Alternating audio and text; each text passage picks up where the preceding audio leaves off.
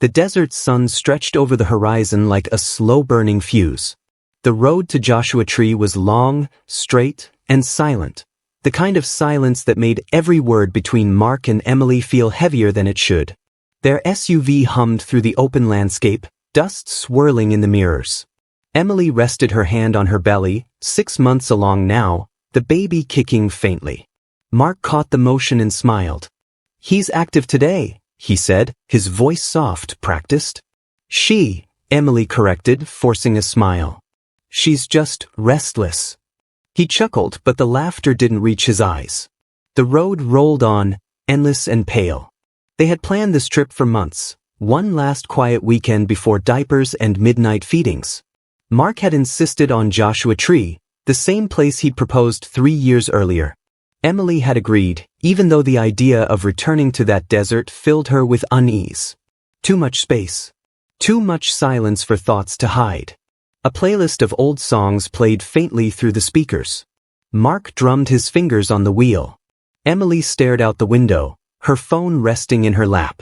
No signal. Maybe that was a blessing. "Everything okay?" Mark asked. "Yeah," she said too quickly. "Just tired." He nodded but didn't believe her. For the next hour, the only sound was the hum of tires and the faint hiss of wind sneaking through the window sill. Emily thought of the message she'd deleted that morning, the one that could have changed everything if Mark had seen it. "We need to talk before it's too late." She blinked it away, trying to focus on the horizon. When they finally reached the entrance of the national park, the ranger greeted them with a casual smile and a map. "Plenty of space this weekend. Should be quiet," he said. Mark thanked him, but Emily caught something in the ranger's tone, a kind of warning disguised as kindness. Quiet could mean anything out here. Their campsite was tucked between 2 towering boulders, shaded by the fragile outline of a Joshua tree. Mark set up the tent with quick, confident movements while Emily unpacked the cooler. He looked like a man trying to keep control of something that kept slipping through his fingers. "Remember our last time here?" he said, hammering a stake into the sand. "You burned the marshmallows, then cried about it." She laughed softly. "I was drunk on cheap wine and your proposal." He grinned at that, for a moment looking like the man she'd fallen for. But then his phone buzzed on the car seat. He froze. Emily noticed. "Work?" she asked. "Just a message," he said, turning the screen away before it dimmed. "It can wait." She knew it wasn't work. She knew that tone, clipped, defensive. The same tone he'd used last month when she'd asked why his coworker kept calling late at night. By sunset, the desert turned gold and quiet. They sat by the fire, eating canned chili and staring at the horizon. Emily tried to speak, but every sentence felt like a spark that could start something she wasn't ready to face. "Mark," she began, her voice low. "Do you ever wonder if we rushed into this?" He looked at her, the firelight catching the hard line of his jaw. "Into what? Marriage? The baby?" She hesitated. "Everything." He didn't answer right away. Instead, he poked the fire, watching the embers drift upward. "We've had rough patches, sure. But we'll be fine. We're starting over, right?" She nodded, pretending to agree. Inside, her heart twisted. Starting over meant confessing everything, but not tonight. Not here. The night deepened. Stars spilled across the sky like scattered glass. The desert air cooled, sharp and dry. Emily crawled into the tent first, pulling the zipper closed behind her. She lay on her side, hand on her stomach, feeling the baby move. Outside, Mark lingered by the fire, scrolling through his phone. The glow of the screen painted his face in a strange blue hue. A single message sat unread, one Emily didn't know existed. "We need to talk." "She's lying to you." He deleted it. When he finally joined her, the tent filled with the quiet rhythm of their breaths, almost in sync, almost peaceful. But somewhere out in the dark, the wind moved through the desert like a whisper, carrying the first hint of something neither of them could name or escape. 2 days later, the desert was quiet again, too quiet. The campfire ashes had cooled, the tent collapsed under the morning wind. A ranger named Bill Avery was the first to notice the SUV parked just off the trail, dust-coated but oddly out of place. The windows were down. The keys still dangled from the ignition. He called it in. By the time sheriff's deputies arrived, the scene looked like the aftermath of a story cut short. Folding chairs lay overturned, a cooler split open, food half-eaten by coyotes. One boot, small, tan, unmistakably Emily's, sat a few yards from the tent. The sand told a story, but not a clear one. 2 sets of footprints led toward the rocks and never came back. Detective Carla Ruiz stepped out of her cruiser just after noon. She was 41, sharp-eyed, and had learned long ago that silence often said more than witnesses ever could. She crouched near the vehicle, tracing the outline of the tire tracks with her gloved hand.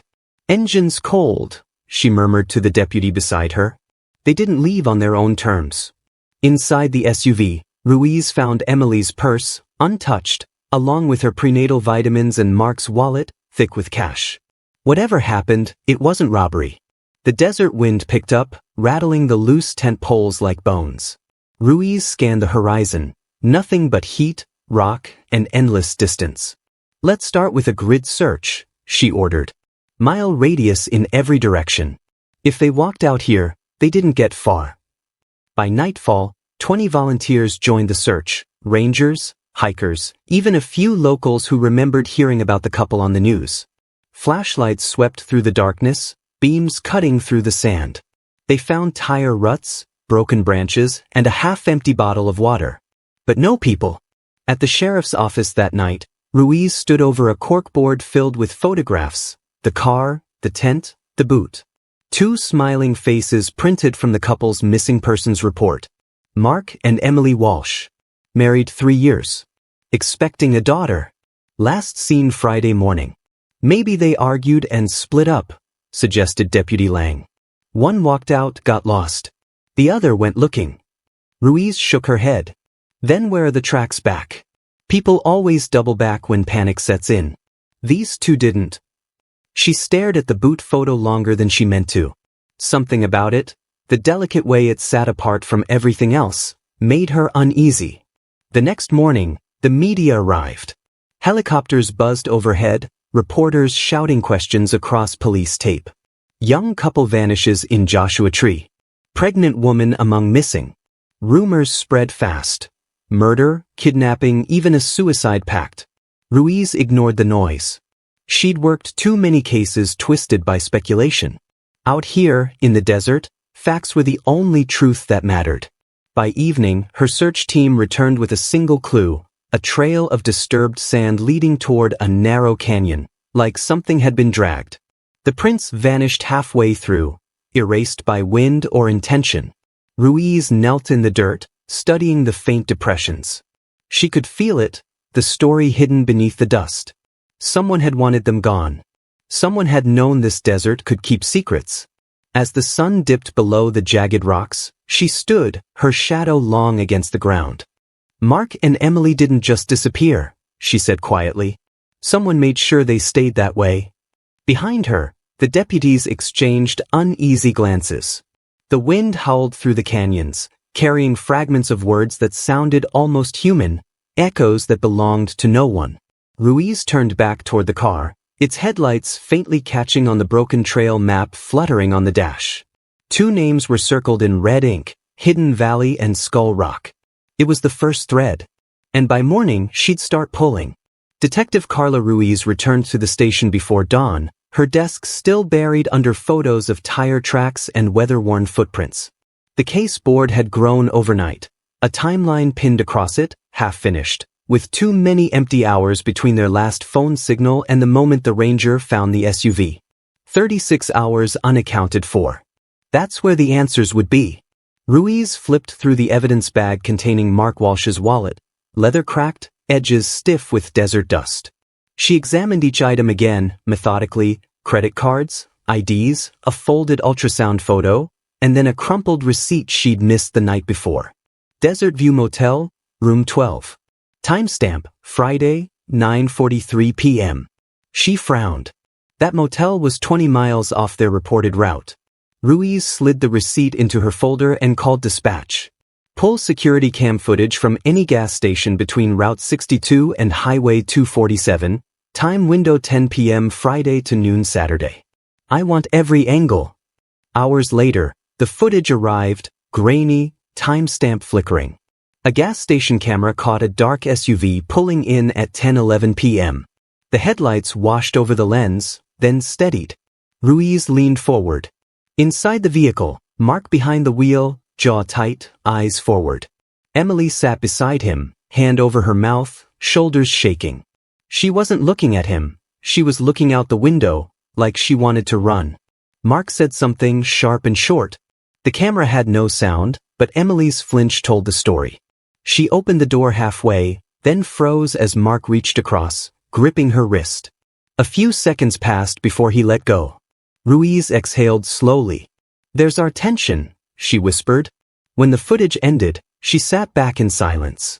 It wasn't evidence of violence, not yet, but it painted a picture darker than a simple disappearance. By afternoon, she was standing outside the Desert View Motel, its faded sign buzzing faintly in the heat. The place smelled of old cigarettes and dust. The manager, a balding man with nicotine-stained fingers, recognized the photo instantly. "Oh yeah," he said, tapping Emily's picture. "They checked in late. Didn't stay long." She looked upset. He looked pissed. Ruiz showed her badge. "Did you see anyone else with them?" He hesitated. No one checked in under their name after, but he frowned, thinking. There was another guy here earlier that night. Came in asking if a woman named Emily was staying here. Tall, maybe 6 feet, dark hair, rough voice. Ruiz's pulse quickened. "Do you remember his name?" "Signed in as Ryan. Room 8. She jotted the name down, careful not to let her face show the shift. "Do you still have the registry?" The manager shuffled behind the counter, returning with a yellowed book. His finger traced the scrawled signature. The date matched. Ruiz photographed the entry and handed it back. "Did this Ryan leave anything behind?" "Keys still missing," the man muttered. "Didn't check out proper. Room's been locked since." The detective followed him outside. The sun hung low, shadows stretching across the cracked pavement. He unlocked room 8 with a spare master key. The door creaked open to stale air and silence. Inside, the room was ordinary, until Ruiz's eyes fell on the trash bin. A torn piece of paper lay crumpled at the bottom. She carefully unfolded it. She'll tell him tonight. After that, it's done. No names. No handwriting to match. But the message vibrated with something dangerous, like a promise made and broken. Ruiz sealed the note in an evidence bag and stepped back out into the burning light. The wind carried sand across the lot, whispering against her jacket. She looked toward the empty highway, the same one that led straight into Joshua Tree. Somewhere between this motel and that desert, everything had changed. Her radio crackled. "Detective Ruiz, we've got something. A park ranger just found burnt debris near the Walsh campsite. Looks like a fire pit, maybe more." Ruiz slid into her cruiser, eyes hardening. The motel and the gas station had shown her fear. Whatever was at that campsite might finally show her truth. She turned the siren on and headed back toward the desert, back to where the echoes began. Detective Ruiz arrived back at the precinct with the desert dust still clinging to her boots. The motel note and the name Ryan gnawed at her thoughts. It wasn't just another lead. It felt like the hinge the whole case turned on. The clerk's voice from that morning echoed in her mind. She looked upset. He looked pissed. Ruiz pinned a new photo to the case board. The motel receipt, the torn note, and under it, a single name in red marker, Ryan. She turned to her deputy. "Run every Ryan who's worked with Emily Walsh in the past 5 years. Start with her last employer, Crestline Financial, Los Angeles." An hour later, the results came in. Ryan Harper, 38. Former analyst, left the company 8 months ago after a personal incident. No criminal record. Last known address, Silver Lake, California. Ruiz stared at his employee photo, confident smile, sharp suit, eyes that seemed too calm. "That's him," she said quietly. "That's the man the clerk saw." By mid-afternoon, Ruiz was on the freeway, city lights replacing the endless desert. The Walsh case had already become a media frenzy, but now it was something else, an emotional minefield. A pregnant woman, 2 men, and a weekend that vanished into silence. Ryan Harper's apartment was on the second floor of an aging complex overlooking the reservoir.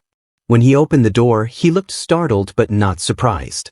"Detective Ruiz, Los Angeles County Sheriff's Office," she said, flashing her badge. "I'm investigating the disappearance of Mark and Emily Walsh. Mind if I come in?" He hesitated just long enough to confirm what she already suspected: guilt, or at least the memory of it. The apartment was tidy, almost too tidy. Ruiz noticed the faint smell of whiskey, a half-packed suitcase by the couch, and a framed photo turned face down on a shelf.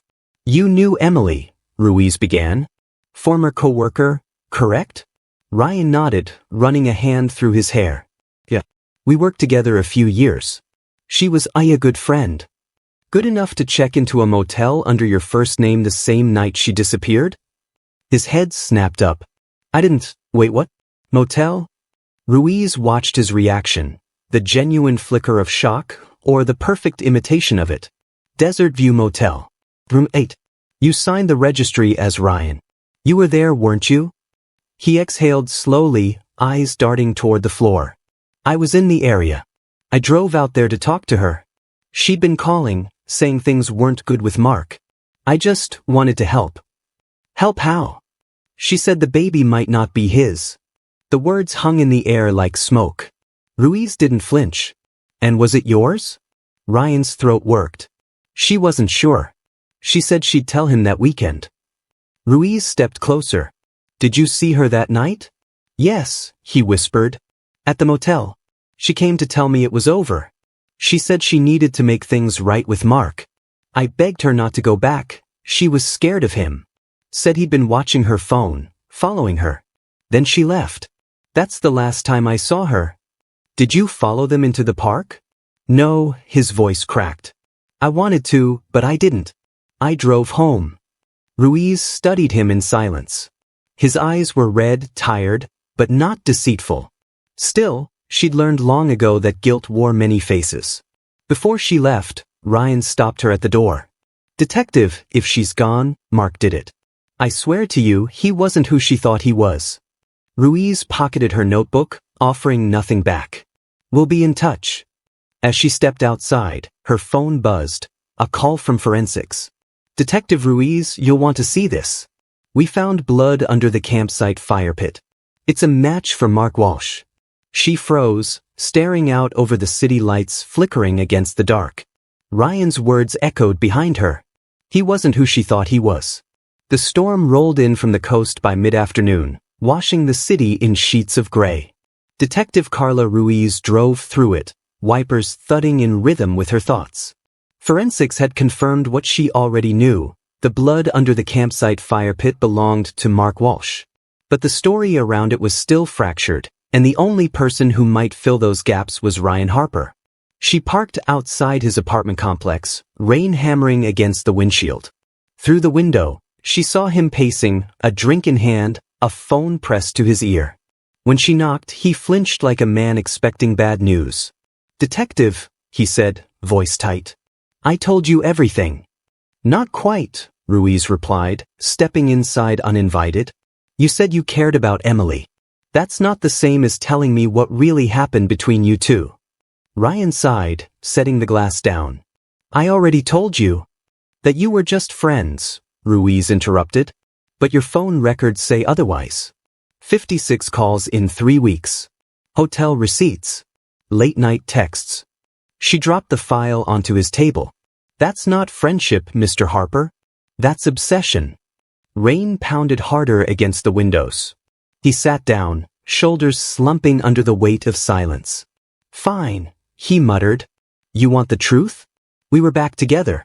For a while." Ruiz didn't blink. "How long?" 6 weeks. While she was pregnant? He nodded. "She said the baby could be mine, or Mark's. She didn't know. We were trying to figure it out before she told him." Ruiz leaned against the counter, arms crossed. "And she decided to tell him that weekend?" "She did," Ryan said softly. "She called me the morning they left for Joshua Tree. Said she couldn't live like that anymore. Said she'd tell him everything and come clean." His voice broke slightly. "She said after that, we'd know where we stood." Ruiz flipped a page in her notes. And where were you that weekend? At home, he replied quickly. Too quickly. Your phone says otherwise, she countered. Pinged off a tower 12 miles from Joshua Tree at 11:47 p.m. Friday night. Ryan's face went pale. That's impossible. I wasn't there. Then explain the data. He hesitated, the silence stretching. Okay, he said finally, his voice a whisper. I drove out there. I needed to see her. I thought maybe she'd changed her mind. I parked near the ridge, but I didn't go to the campsite. I swear. I couldn't. Why not? Ruiz asked quietly. Because I saw their fire from a distance, he said, trembling. And I heard them arguing. She was screaming, begging him to listen. I couldn't tell what about, but then, he stopped, staring at his hands. Then everything went quiet. Ruiz's pulse quickened. You didn't go to check? I was scared, he admitted. I thought if I showed up, she'd hate me for following her. I waited for an hour, maybe more. Then I drove back to the highway. The rain outside deepened to a steady roar, thunder rolling low across the sky. Ruiz studied his expression, the guilt, the grief, and something else, resignation. You realize, she said slowly, that puts you near the scene the night Mark was likely killed. He looked up, eyes wide. You think I did it? I loved her. She was finally leaving him for good. Why would I? People kill for love all the time, Ruiz cut in. Especially when they realize love isn't enough. He stood abruptly, voice cracking. You don't get it. Emily was terrified of him. He knew about us. She told me he'd found the messages. He said if she ever left, he'd make sure no one had her. Ruiz's jaw tightened. Do you have proof? No, Ryan whispered. But if you want to know what really happened, don't look at me. Look at him. Mark's dead, she said. Ryan met her eyes. Then maybe that's how she wanted it. Thunder rattled the glass, and Ruiz turned toward the door, the sound of rain drowning out the city. She didn't believe him entirely, but part of his story fit too perfectly to ignore. As she stepped outside, her phone buzzed. Text from forensics. Detective Ruiz found something under the campsite ashes. Looks like a woman's bracelet. Ruiz glanced back at Ryan's apartment window, where the light flickered behind the rain. If Mark's blood told one story, that bracelet was about to tell another. The desert felt different now. What had once been open and endless now pressed in, heavy with ghosts. Detective Carla Ruiz stepped out of her cruiser as the morning wind swept through Joshua Tree, carrying fine grains of sand that hissed against her boots. The rain from the night before had barely touched this place, just enough to darken the soil, to make it remember. The campsite sat exactly as it had before, frozen in time. The tent half collapsed, the folding chair overturned, and the ring of blackened stones still marking where the fire had burned. But now, every detail whispered something darker. Ruiz crouched near the ashes. Forensics had already been here, but she needed to see it herself, needed to feel what had happened. Beneath the charred wood, the scent of smoke mixed faintly with something metallic. She called over the lead investigator. This where the dogs hit? He nodded. Right under the main pit. Minimal traces, but definitely blood. Not enough for a struggle, though. Someone tried to destroy it, Ruiz said quietly. Fire's a cleaner than a confession. The man nodded, uneasy. It's confirmed, it's Mark Walsh's blood. No sign of Emily's DNA anywhere. Ruiz's eyes narrowed. So Mark bled here, but Emily didn't. Either she ran, or someone made her disappear differently. She rose slowly, scanning the scene. The desert stretched out in every direction, wide, merciless. A place where anything could vanish. The media had already twisted the story into chaos. On social feeds and nightly news, the theories multiplied.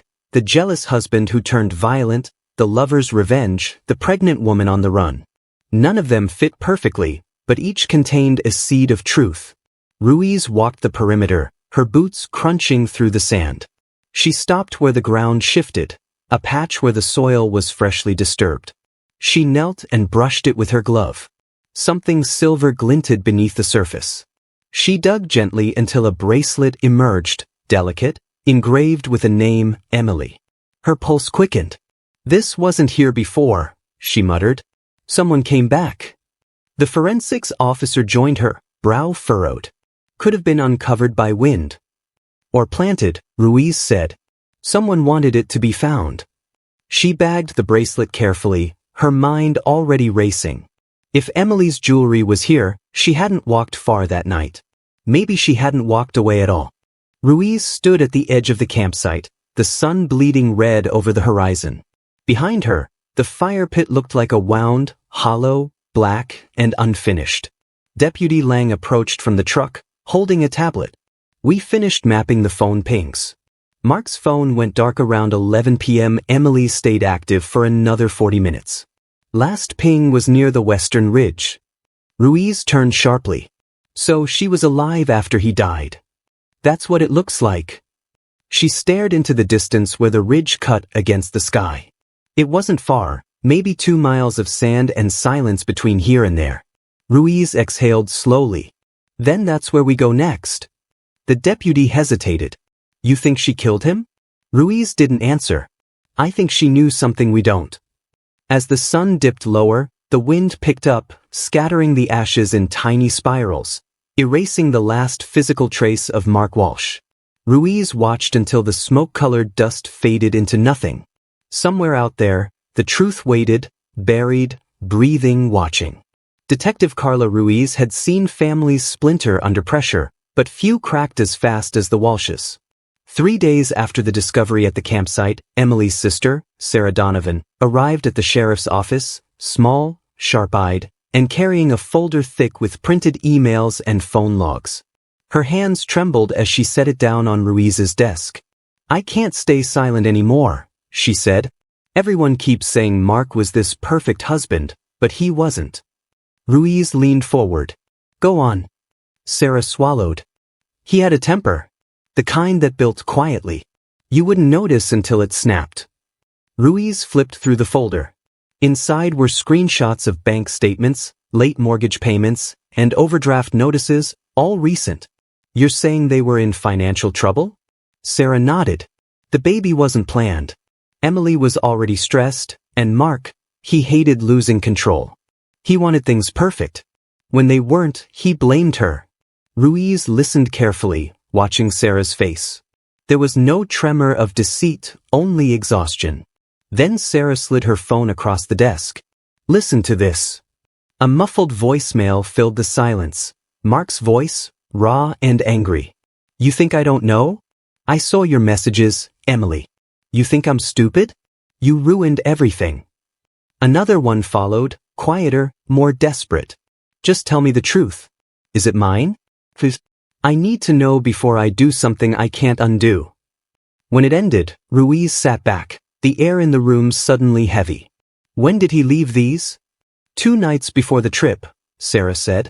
"Emily told me she'd fix it all that weekend. She thought he'd calm down once they talked face to face." Ruiz's pen hovered over her notebook. "Fix it all." She'd heard that phrase before, from victims right before things fell apart. She asked gently, "Did Emily ever say she felt unsafe?" Sarah hesitated. "Once.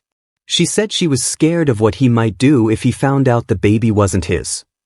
Outside the office, thunder rolled faintly over the desert, a storm forming on the horizon. Ruiz stared out the window, her reflection caught between the gray clouds and the glass. Every new revelation flipped the story on its head. Just a week ago, Mark had been the sympathetic husband, the man whose pregnant wife vanished into the wild. Now he looked more like a cornered man, unraveling beneath secrets he couldn't bear. But something still didn't fit. If Mark had snapped, where was Emily? If he had hurt her, where was her body? And if she had run, how had she disappeared so completely? Ruiz's thoughts were interrupted by Deputy Lang stepping in with his tablet. "Ma'am, you'll want to hear this." He tapped play on a recovered voicemail, this one from Emily's phone. Her voice was shaky, recorded at 10:48 p.m. the night of their disappearance. "Sarah, if you get this. I tried to tell him. He's not listening. I'm scared. I think he—" The message cut off mid-breath, replaced by static. Sarah's hand flew to her mouth. Oh my God. Ruiz froze, heart thudding. Timestamp that. 10:48. Mark's phone shut off around 11. Lang nodded grimly. And Emily's pinged near the ridge minutes after. Ruiz exhaled, every thread tightening.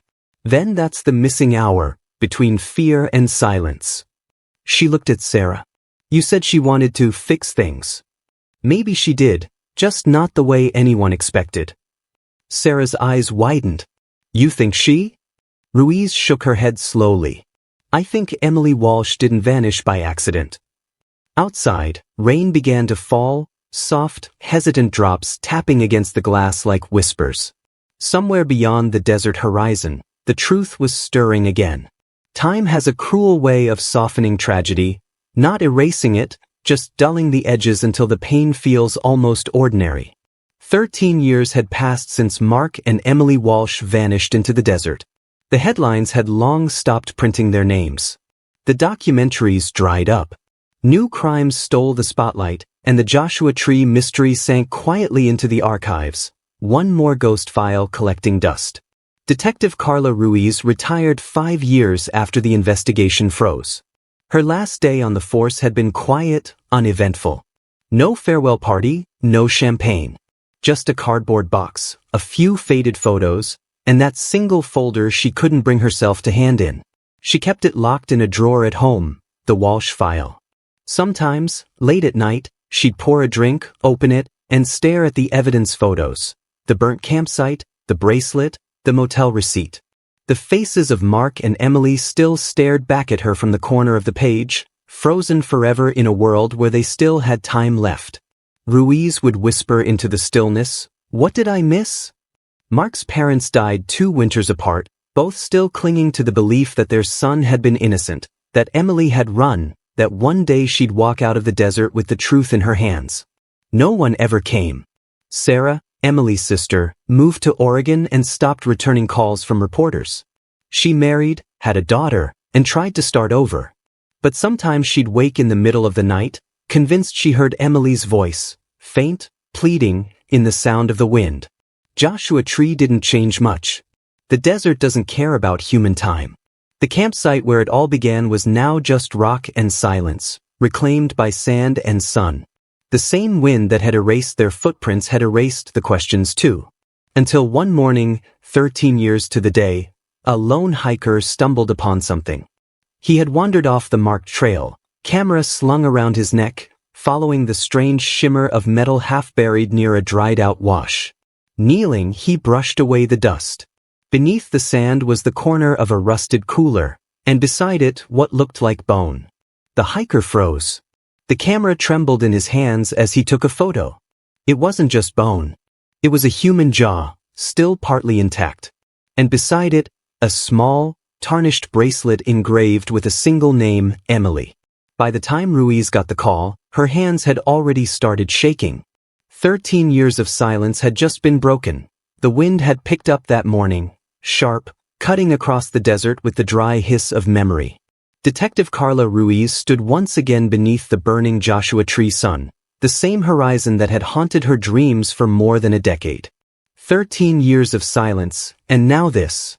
A call, a photo, and the impossible weight of something she'd once promised herself she'd forget.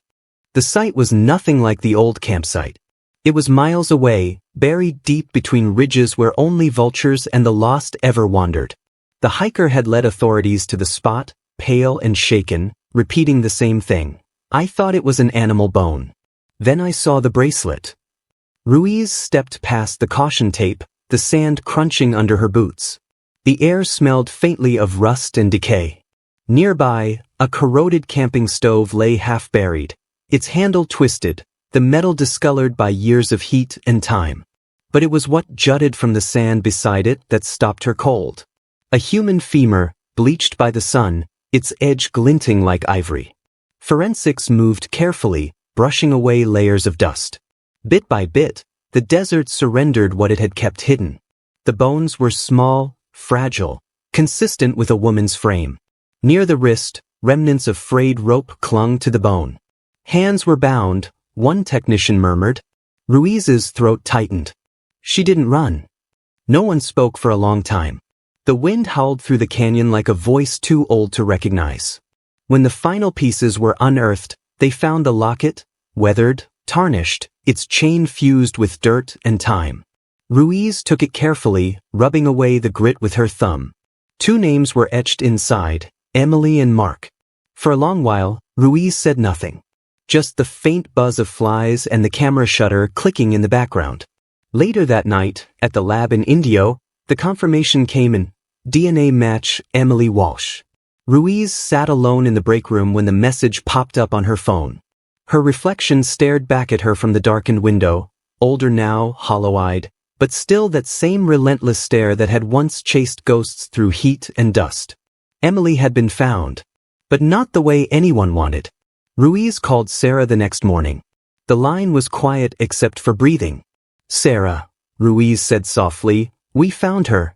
There was no cry, no gasp, just silence, thick and heavy. "Where?" Sarah finally whispered. "About 8 miles from the original campsite." She was bound. There was a locket with both their names. Sarah exhaled shakily. "So, he did it." Ruiz didn't answer. "We don't know that yet." "Yes, we do," Sarah snapped, voice breaking. "He killed her, Carla. He killed her and left her out there like..." Ruiz closed her eyes. His remains were never found. There's still a chance something else happened. "Like what?" Sarah asked bitterly. "She tied herself up?" The line went dead. Ruiz stared at the phone in her hand. The storm she'd felt years ago had finally arrived, but instead of rain, it brought dust. That night, as evidence was catalogued, one detail stood out. The position of the bones, the shallow depth, the distance from the campsite, all wrong. It looked staged. Someone wanted Emily to be found there, not where she died. The coroner's early notes confirmed it. The body had been moved. Ruiz leaned back in her chair, her pulse steady, her mind racing. If Emily had been buried twice, someone had come back. And that meant, after all these years, the killer was still alive.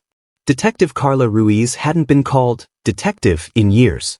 Officially, she was retired, a consultant, occasionally lending her instincts to cold cases that refused to stay buried. But when she saw the photograph inside that locket, the title felt heavy on her again.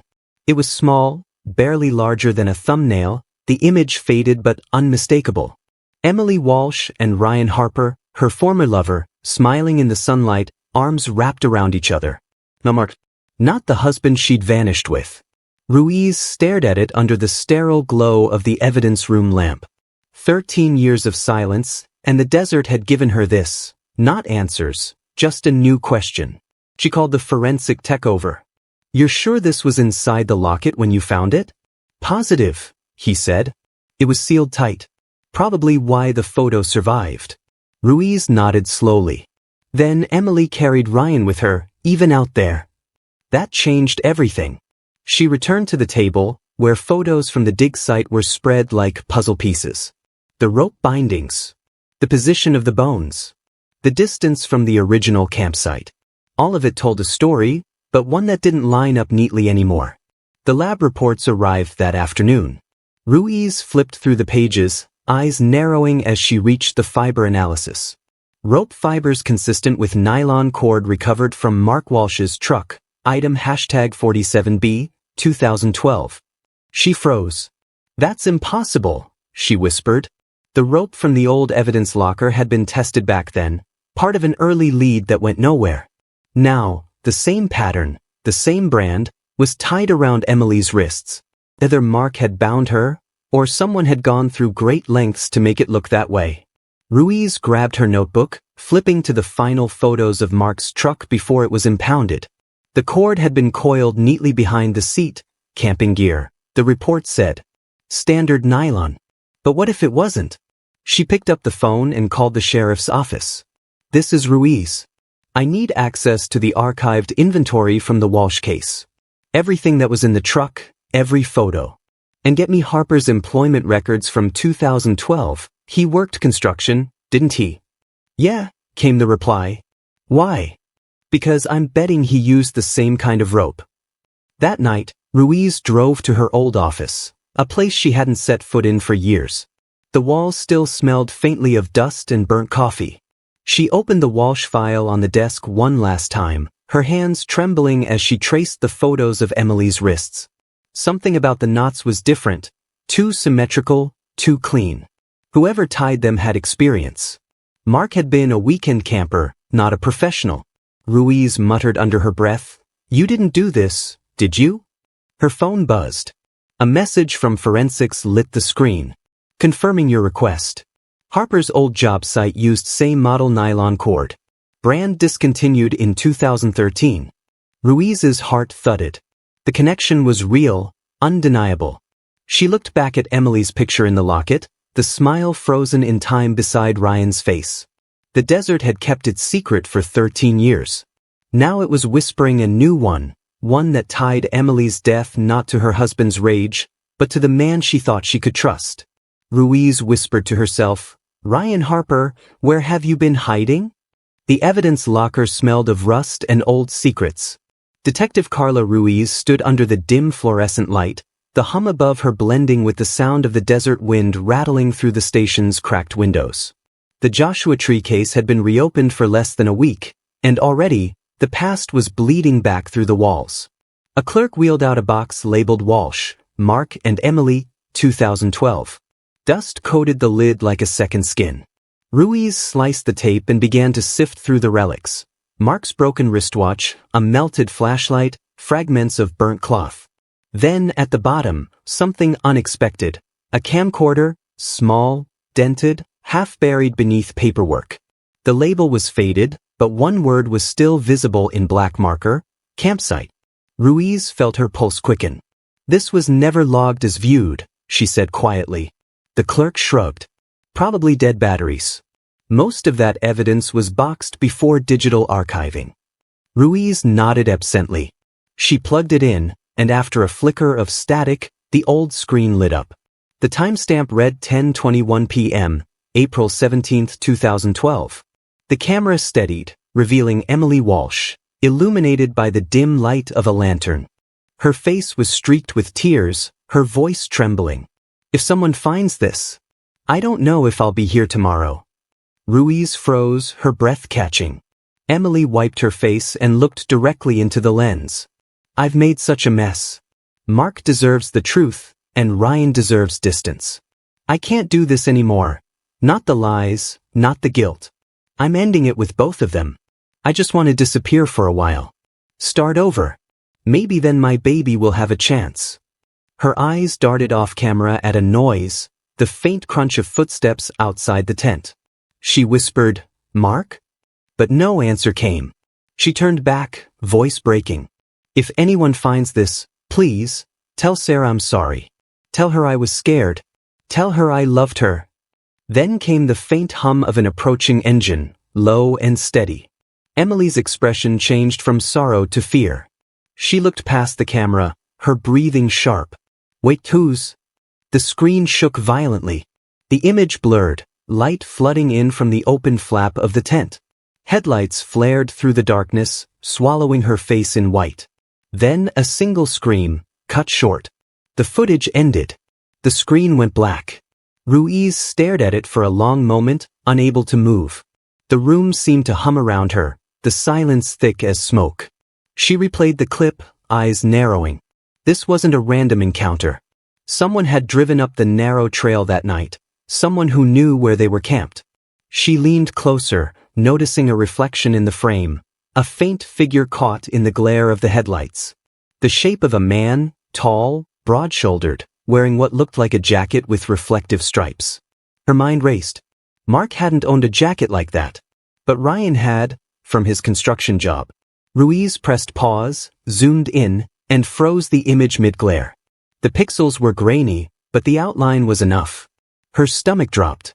Ryan Harper hadn't just been near Joshua Tree that night. He'd been there. She called for the evidence tech, voice tight. "Get this enhanced. I want to know exactly what vehicle those headlights belong to, and whose reflection that is." The tech nodded, eyes wide. "What do you think happened?" Ruiz exhaled, staring at the dark screen. I think Emily finally tried to walk away. And someone followed her into the dark. Outside, the desert wind rose again, carrying the echoes of that final scream across 13 years of silence. But for the first time, Ruiz knew exactly where to look next. It was almost poetic, the way it ended, not with a trial, not with a confession, but with the sound of twisted metal on an empty highway. Ryan Harper died on a Tuesday morning. His truck veered off the Mojave overpass, flipped twice, and burst into flames before first responders arrived. They said he died instantly. Some called it an accident. Ruiz didn't believe in coincidences anymore. The investigation into Emily Walsh's death stalled with his obituary. The moment the news reached her, Ruiz sat in her car for nearly an hour, staring at the steering wheel, listening to the desert wind crawl through the gaps in the old station's radio antenna. 13 years of silence. 13 years of searching.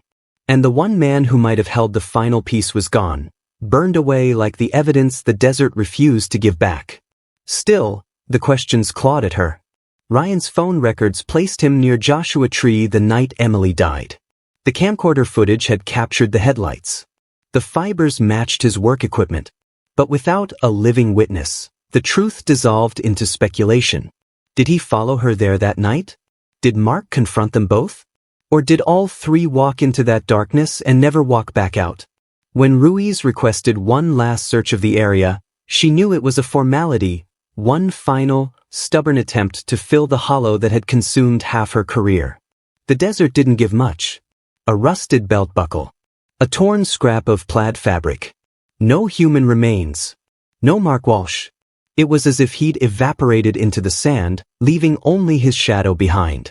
Reporters resurfaced when Ryan's death hit the news, turning the case into a media storm again. Double homicide or desert madness? One headline asked. Another claimed, wife's lover found dead after years of silence. Was justice finally served? But Ruiz knew better. Justice was too clean a word for what had happened here. She watched one of the live broadcasts from her living room, the desert sunset glowing red through her window. A young reporter stood near the ridge, speaking with a practiced solemnity. Some believe Mark killed Emily in a jealous rage, he said. Others think Ryan followed them, and Mark died defending his wife. Theories keep multiplying, but truth remains buried. Ruiz turned the TV off. The quiet felt heavier than the noise. She drove out to Joshua Tree one last time before closing the file for good. The desert looked exactly as it had 13 years ago, vast, gold, indifferent. She parked where the campsite once stood, stepping into the wind that whipped her hair and stung her eyes with sand. She knelt and brushed her fingers through the dirt. The ground was cool, still scarred by the old fire pit now filled with stones. Somewhere beneath this endless stretch of earth lay the remains of secrets no one would ever unearth. Ruiz whispered to the silence, "Emily, Mark, which of you was trying to survive?"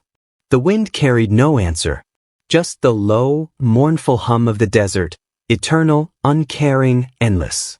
As the sun sank behind the ridge, Ruiz looked back at the horizon where it had all begun, where two lovers vanished, where obsession and guilt and truth blurred into myth.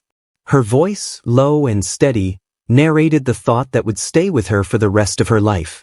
Out here, time doesn't erase what we've done. It buries it. The desert doesn't hide evil. It keeps it, quietly, like a secret it knows will never be brave enough to uncover. She stood for a long while before turning away, the wind swallowing her footsteps.